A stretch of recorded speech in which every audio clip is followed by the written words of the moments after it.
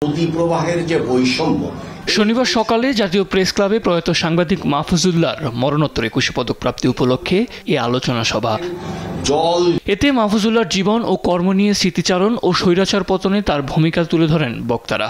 ভাইদের মতো হিরো খুব কম, প্রচুর তারা স্কলাস্টিসিজমে তারা এক্সপ্লেন করেছেন এবং ওনাদের লেখা সারা জীবন আমাদেরকে পথ নির্দেশনা করে। ওনার বিচিত্রার লেখা, ওনার সাংবাদিক হিসেবে এনভায়রনমেন্টাল জার্নালিজমের ওনার লেখা ব্রিলিয়ান্ট লেখা। মাহফুজুল্লাহ দিনে দিনে তৈরি হয় না। ছাত্র জীবন থেকে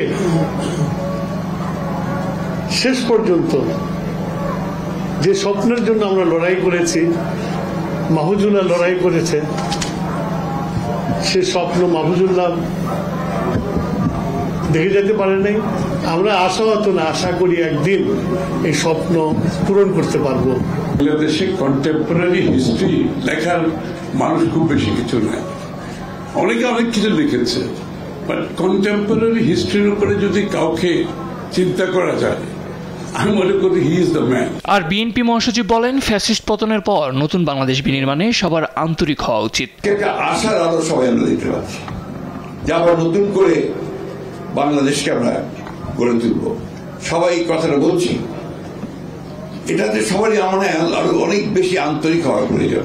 রাজনৈতিক দলগুলো ফ্যাসিবাদের বিরুদ্ধে দীর্ঘ লড়াইয়ের ধারাবাহিকতায় জুলাই আগস্টের আন্দোলন চূড়ান্ত পর্যায়ে ছিল বলেও মন্তব্য করেন মির্জা ফখরুল ইসলাম আলমগীর। সব কাজে সাদ আহমেদ, দেশ টিভি, ঢাকা।